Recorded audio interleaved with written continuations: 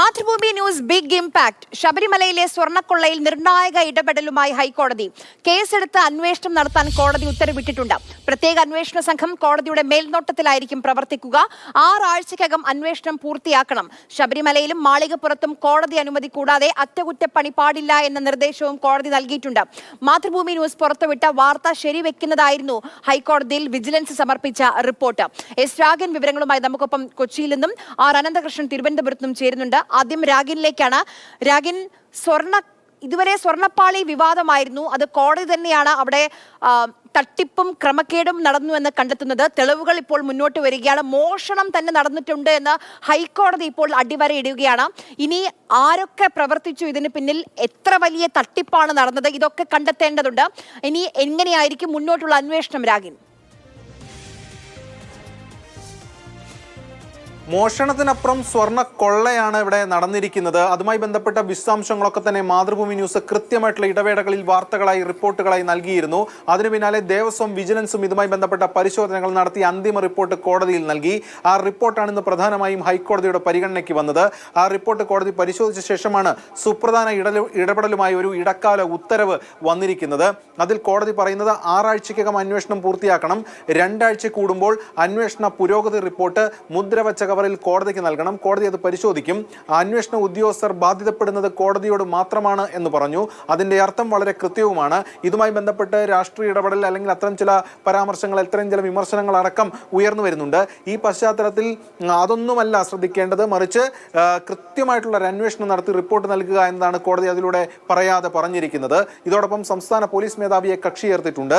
ഈ റിപ്പോർട്ടുമായി ബന്ധപ്പെട്ട് ഈ അന്വേഷണവുമായി ബന്ധപ്പെട്ടുകൊണ്ട് FIR-കൾ അത് പ്രത്യേകം FIR-കൾ രജിസ്റ്റർ ചെയ്യാം, അല്ലെങ്കിൽ ഒറ്റ FIR എന്ന നിലയിൽ തന്നെ പോകാം. കാരണം ആ FIR-കളുടെ കാര്യത്തിലേക്ക് വരുമ്പോൾ ഇതിൽ പറയേണ്ടത് 2019 സംഭവങ്ങളാണ്. ആ സംഭവങ്ങളിൽ ഒന്ന് ഈ സ്വർണ്ണപ്പാളികൾ, ദ്വാരപാലക ശില്പങ്ങളിലെ സ്വർണ്ണപ്പാളികൾ മാത്രമല്ല മറ്റ് പല വസ്തുക്കളും അത്തരത്തിൽ കൊണ്ടുപോയിട്ടുണ്ട് എന്നതാണ് ഇപ്പോൾ ഒരു കാര്യങ്ങളായി വന്നിരിക്കുന്നത്.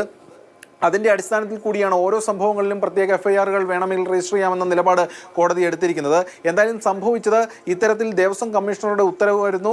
ഈ പാളികളും മറ്റു വസ്തുക്കളും ഒക്കെ തന്നെ ഉണ്ണികൃഷ്ണൻ പോറ്റിക്ക് കൊടുക്കാൻ. ഉണ്ണികൃഷ്ണൻ പോറ്റിക്ക് ഇത് കൊടുക്കുമ്പോൾ അത് സ്വർണം എന്നുള്ളത് അത് ചെമ്പായി മാറുന്നു. ചെമ്പെന്ന് രേഖപ്പെടുത്തുന്നു. അതിൽ തന്ത്രിയടക്കം അതിൽ ബന്ധപ്പെട്ടവരടക്കം ഒപ്പിടുന്നു. അതിനുശേഷം അത് ഉണ്ണികൃഷ്ണൻ പോറ്റിയുടെ കയ്യിൽ വരികയും ഉണ്ണികൃഷ്ണൻ പോറ്റി അത് കൊണ്ടുപോവുകയും അതിൽ നിന്ന് സ്വർണം എക്സ്ട്രാക്ട് ചെയ്തെടുത്ത്, അതായത് സ്വർണം വേർതിരിച്ച് കവർച്ച നടത്തുന്ന ഒരു രീതിയാണ് ഇവിടെ ഉണ്ടായിരിക്കുന്നത്. അങ്ങനെ 475 ഗ്രാമോളം സ്വർണം ആ നിലയ്ക്ക് തന്നെ പോയിട്ടുണ്ട് എന്നതാണ് ഇപ്പോൾ ഒരു പ്രാഥമിക നിഗമനമായി വന്നിരിക്കുന്നത്. ഇനി ഉണ്ണികൃഷ്ണൻ പോറ്റിക്ക് പിന്നിൽ മറ്റാരൊക്കെ, അതിൽ ഉദ്യോഗസ്ഥ തലത്തിലുള്ള ലോബിയുടെ ഇടപെടൽ, മറ്റ് വിശദാംശങ്ങളൊക്കെ തന്നെ ഇനി SIT ആണ് പരിശോധിക്കേണ്ടത്. SIT കേസ് രജിസ്റ്റർ ചെയ്ത് അന്വേഷണവുമായി മുന്നോട്ട് പോകും. അന്വേഷണ സംഘത്തെ വിപുലപ്പെടുത്തിയിട്ടുണ്ട്. വളരെ ക്രെഡിബിൾ ആയിട്ടുള്ള ഉദ്യോഗസ്ഥരെയാണ് ഇതിന്റെ ഭാഗമായി തന്നെ ഉള്ളത്. S ശശിധരനടക്കമുള്ള ഉദ്യോഗസ്ഥരാണ് ഇതിൽ വരികയും ചെയ്തിട്ടുള്ളത്. എന്തായാലും ഈ റിപ്പോർട്ട് വളരെ സുപ്രധാനമാണ്. ആ ഒരു ഇടപെടലാണ് ഇന്ന് ഹൈക്കോടതി നടത്തുകയും ചെയ്തിട്ടുള്ളത്. ഇതോടൊപ്പം തന്നെ ദേവസ്വം രേഖകളുടെ പകർപ്പുകളെല്ലാം അത് ഹൈക്കോടതിയുടെ സേഫ് കസ്റ്റഡിയിലേക്ക് മാറ്റിക്കോളൂ, അല്ലെങ്കിൽ അത്തരം കാര്യങ്ങൾ കൂടി കോടതി പറഞ്ഞിട്ടുണ്ട്. ഇനി ഇത് കിട്ടാതെ പോയി അല്ലെങ്കിൽ അത്തരം ചില കോംപ്ലിക്കേഷനിലേക്ക് ഭാവിയിൽ കാര്യങ്ങൾ പോകരുത് എന്നത് കൂടി കണ്ടുകൊണ്ടാണ് ഹൈക്കോടതി അത്തരം ഒരു തീരുമാനം എടുത്തിരിക്കുന്നത്.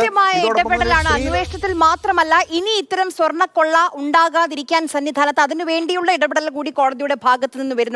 ആർ അനന്തകൃഷ്ണൻ കൂടി നമുക്കൊപ്പം ചേരുന്നുണ്ട്. അനന്തൻ, കൃത്യമായി തെളിവുകൾ സഹിതം അവിടെ നടന്ന തട്ടിപ്പുകൾ, ക്രമക്കേടുകൾ, കൊള്ള ഇതെല്ലാം മാതൃഭൂമി ന്യൂസ് പുറത്തു കൊണ്ടുവന്നിരുന്നു. അന്വേഷണത്തിന് വഴികാട്ടിയാകുന്ന, അന്വേഷണത്തെ മുന്നോട്ട് നയിക്കുന്ന തെളിവുകളാണ് ഓരോ ദിവസവും നമ്മൾ പുറത്തുവിട്ടത്. ഈ ഹൈക്കോടതി അതിന് നമ്മൾ വിട്ട തെളിവുകളെ ശരിവെക്കുന്ന രീതിയിലുള്ള ഒരു ഇടപെടലാണ് ഇപ്പോൾ ഇന്ന് നടത്തിയിട്ടുള്ളത്. അനന്തൻ, ശരിയാണ് ആര്യ. ഈ ദ്വാരപാലക ശില്പങ്ങളിലെ സ്വർണ്ണ കവചങ്ങൾ 2019 ഉണ്ണികൃഷ്ണൻ പോറ്റി കൊണ്ടുപോയത് അത് എന്താണ് എന്നുള്ള കാര്യത്തിലായിരുന്നു ആദ്യത്തെ ഒരു സംശയം. അതിൽ വഴിത്തിരിവുണ്ടാക്കിയത് മാതൃഭൂമി ന്യൂസാണ്.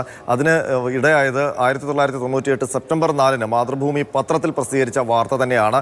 ആ വാർത്തയിൽ വിജയ് മല്യ 98 ആ ശ്രീകോവിലുമായി ബന്ധപ്പെട്ട ഏതൊക്കെ സ്ഥലങ്ങളിലാണ് സ്വർണം പൊതിഞ്ഞത് എന്നത് സംബന്ധിച്ച വിവരങ്ങളുണ്ടായിരുന്നു. ആ വിവരങ്ങളാണ് മാതൃഭൂമി ന്യൂസ് പുറത്തുവിട്ടത്. എന്നുള്ളത്, മറ്റൊന്ന് 30 കിലോ സ്വർണം അതിനുവേണ്ടി ഉപയോഗിച്ചു എന്നുള്ള കാര്യവും, അത് ഗോൾഡ് ക്ലാഡിംഗ് ആയിരുന്നു എന്നുള്ള ശാസ്ത്രീയമായ വശങ്ങളും, എന്താണ് ഗോൾഡ് ക്ലാഡിംഗ്, എന്താണ് ഇലക്ട്രോപ്ലേറ്റിംഗ് എന്നൊക്കെയുള്ള കാര്യങ്ങൾ വിശദമായി അയ്യപ്പ ഭക്തരിലേക്കും പ്രേക്ഷകരിലേക്കും എത്തിച്ചതോടുകൂടിയാണ് ആൾക്കാർക്ക് ഇതുമായി ബന്ധപ്പെട്ട ഒരു സ്വർണ്ണക്കൊള്ളയിലേക്ക് സംശയിക്കാവുന്ന കാര്യങ്ങൾ തിരിഞ്ഞു തുടങ്ങിയത്.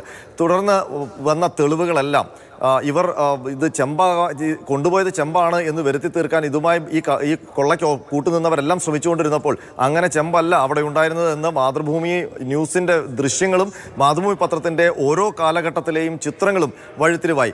മാത്രമല്ല, ഇതിൽ അഭിനന്ദിക്കേണ്ടത് വിജിലൻസിൻ്റെ അന്വേഷണമാണ്. ഒരു പീഠം തിരക്കിയുള്ള അന്വേഷണത്തിൽ അവർ ആ പീഠം തേടി പോയി ഒടുവിൽ അവിടെ സാത്വികനായി നിന്നിരുന്ന ഉണ്ണികൃഷ്ണൻ പോറ്റി ഒരു വില്ലൻ സ്ഥാനത്താണെന്ന് കണ്ടുപിടിച്ചത് വിജിലൻസ് ആണ്. മാത്രമല്ല, ഇയാൾ പറയുന്നതെല്ലാം കള്ളമാണെന്ന് സ്ഥിരീകരിക്കാൻ വിജിലൻസിന് കഴിയുകയും ചെയ്തു.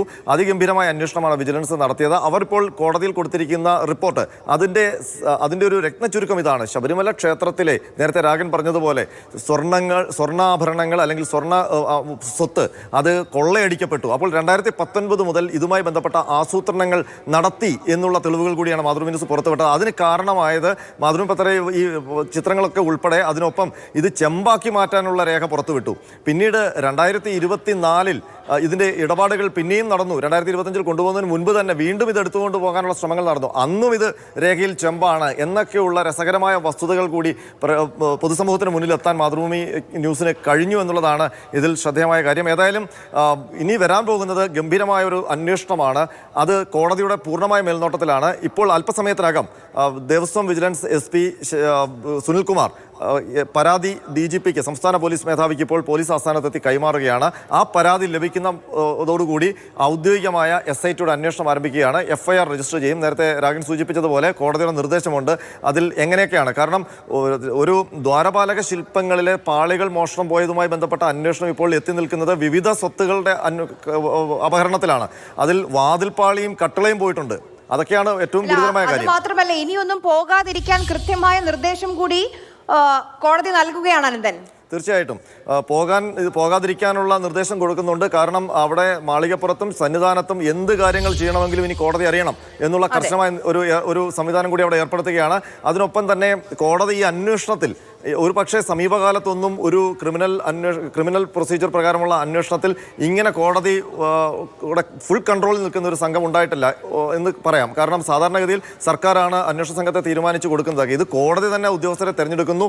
കോടതി ആ ഉദ്യോഗസ്ഥരോട് പറയുന്നത്, നിങ്ങൾ ഞങ്ങളോടാണ് റിപ്പോർട്ട് ചെയ്യേണ്ടത്, അതല്ലാതെ മറ്റാരോടും റിപ്പോർട്ട് ചെയ്യേണ്ട. DGP കൂടി കക്ഷി ചേർക്കുന്നതോടുകൂടി ഈ സംഘം പൂർണ്ണമായും കോടതിയുടെ സംഘമായി മാറുന്നു. 1 മാസ സമയം മാത്രമാണ് കോടതി നൽകിയിരിക്കുന്നത്. അതായത് കോടതി മടങ്ങി വരാം, തുടരുക ദയവായി. ശബരിമല സ്വർണ്ണപ്പാളിയിൽ ഇപ്പോൾ ദേവസ്വം ബോർഡ് പരാതി നൽകും. വിജിലൻസ് റിപ്പോർട്ട് ഉൾപ്പെടുത്തിയിട്ടായിരിക്കും സംസ്ഥാന പോലീസ് മേധാവിക്ക് പരാതി നൽകുക. ഈ പരാതി ലഭിച്ചാൽ ഉടൻ തന്നെ കേസെടുക്കാനും ഹൈക്കോടതി നിർദ്ദേശം നൽകിയിട്ടുണ്ട്. രാഗിൻ, ദേവസ്വം ബോർഡ് ഇപ്പോൾ പരാതി നൽകിയാൽ ഇനി അതിന്റെ തുടർ നടപടികൾ എങ്ങനെയായിരിക്കും? അതായത് ഇപ്പോൾ ദേവസ്വം വിജിലൻസിന്റെ റിപ്പോർട്ടാണ് ഹൈക്കോടതിയുടെ മുന്നിലേക്ക് വന്നിരിക്കുന്നത്. ആ റിപ്പോർട്ടിനെ അടിസ്ഥാനപ്പെടുത്തിക്കൊണ്ട് വേണമെങ്കിൽ ഈ പറയുന്ന SITക്ക് മുന്നോട്ട് പോകാം, അല്ലെങ്കിൽ ദേവസ്വം ബോർഡിന് പരാതി നൽകാം. ഇപ്പോൾ ലഭിക്കുന്ന വിവരവും അല്ലെങ്കിൽ അതുമായി ബന്ധപ്പെട്ട കാര്യങ്ങളും അനുസരിച്ച് ദേവസ്വം ബോർഡ് ഇപ്പോൾ തന്നെ പരാതി കൊടുക്കും, DGPക്ക് പരാതി കൊടുക്കും. ആ പരാതിയുടെ അടിസ്ഥാനത്തിൽ FIR രജിസ്റ്റർ ചെയ്യാൻ പോവുകയാണ്. ആദ്യ FIR ഉണ്ടാകും. ഇന്ന് തന്നെ ഒരു പക്ഷേ FIR രജിസ്റ്റർ ചെയ്യും. അതിനുശേഷം തുടർ FIRകളും ഉണ്ടാകും. അങ്ങനെ ദേവസ്വം ബോർഡിന്റെ പരാതിയിൽ അവിടുത്തെ വസ്തുക്കൾ മോഷണം പോയി എന്നത് സംബന്ധിച്ചുള്ള കാര്യത്തിൽ അന്വേഷണം നടത്തും. അങ്ങനെ അന്വേഷണം നടത്തുമ്പോൾ അതിൽ ഉണ്ണികൃഷ്ണൻ പോറ്റിക്കൊപ്പം ആ ബോർഡിലെ ഉദ്യോഗസ്ഥർ ഉൾപ്പെടെയുള്ളവരും ഇതിന്റെ ഭാഗമായി കുറ്റകൃത്യത്തിൽ ഏർപ്പെട്ടവർ എന്ന നിലയിൽ തന്നെ വരും എന്നതാണ് ഇപ്പോൾ പ്രാഥമിക നിഗമനവും അല്ലെങ്കിൽ അതുമായി ബന്ധപ്പെട്ട കാര്യങ്ങളുമായി വന്നിരിക്കുന്നത്. അങ്ങനെ വലിയൊരു ഒരു കോക്കസ് അവിടെ ഇതുമായി ബന്ധപ്പെട്ട് പ്രവർത്തിച്ചു എന്നതാണ് ഇപ്പോൾ ബോധ്യമാകുന്നത്. എന്തായാലും ഇന്ന് തന്നെ അന്വേഷണം തുടങ്ങുമെന്നാണ് വ്യക്തമാകുന്നത്. അതായത് ഇന്ന് FIR ഇട്ട് അതുമായി ബന്ധപ്പെട്ട അന്വേഷണത്തിലേക്ക് പോവുകയാണ്. നമുക്ക് ഈ ഒരു നടപടിക്രമങ്ങൾ നോക്കിയാൽ ഒരു 3 ലെയർ എൻക്വയറിയാണ് ഇതുമായി ബന്ധപ്പെട്ട് നടന്നിരിക്കുന്നതെന്ന് മനസ്സിലാകും. ഒന്ന്, സ്വർണ്ണപ്പാളിയുമായി ബന്ധപ്പെട്ടുകൊണ്ട് ഇപ്പോൾ ദേവസ്വം വിജിലൻസ് നടത്തിയിട്ടുള്ള അന്വേഷണവും അതുമായി ബന്ധപ്പെട്ട റിപ്പോർട്ടും. മറ്റൊന്ന് വളരെ സുപ്രധാനമായിട്ടുള്ള SIT എൻക്വയറി. അതൊരു ക്രിമിനൽ പ്രൊസീഡിങ്സ് എന്ന നിലയിൽ തന്നെ അതിൽ FIR രജിസ്റ്റർ ചെയ്ത് പ്രതിപട്ടിക ഉൾപ്പെടുത്തി അറസ്റ്റ് ഉൾപ്പെടെയുള്ള നടപടിക്രമങ്ങളിലേക്ക് പോകാൻ കഴിയുന്ന രീതിയിൽ, സംസ്ഥാനത്തിനപ്പുറവും അന്വേഷണം നടത്താൻ കഴിയുന്ന രീതിയിൽ ഹൈക്കോടതിയുടെ നേരിട്ടുള്ള മേൽനോട്ടത്തിലെ ആ SIT പവർഫുള്ളായി തന്നെ പോകും. പ്രധാനപ്പെട്ട ഉദ്യോഗസ്ഥരടക്കമുണ്ട്. ഇതോടൊപ്പം തന്നെയാണ് മറ്റൊരു കാര്യം, ജസ്റ്റിസ് KT ശങ്കറിനെ ഈ അവിടുത്തെ കണക്കെടുപ്പിനും നിയോഗിച്ചിരിക്കുന്നു. അദ്ദേഹവും അടുത്ത ദിവസം ശബരിമലയിൽ എത്താനിരിക്കുകയാണ്. നടക്കുകയാണ്. അങ്ങനെ ഒരു 3 ലെയർ എൻക്വയറിയാണ് ഇതുമായി ബന്ധപ്പെട്ട് നടക്കുന്നത്. അതിൽ വളരെ സുപ്രധാനമായിട്ടുള്ള നടപടി അല്പസമയത്തിനകം തന്നെ ഉണ്ടാകും. പരാതി ദേവസ്വം ബോർഡ് കൊടുക്കും, FIR രജിസ്റ്റർ ചെയ്യും, അന്വേഷണവുമായി മുന്നോട്ട് പോകും. വരും ദിവസങ്ങളിൽ തന്നെ ചോദ്യം ചെയ്യലുണ്ടാകും. അറസ്റ്റ് ഉൾപ്പെടെയുള്ള കാര്യങ്ങളിലേക്കും തുടക്കത്തിൽ തന്നെ പോകാനാണ് സാധ്യത. കാരണം 6 ആഴ്ചയാണ് ഈ അന്വേഷണ പരിധിയായി ബന്ധപ്പെട്ട് വിവരങ്ങൾ നൽകിയത്. ആർ അനന്തകൃഷ്ണനും.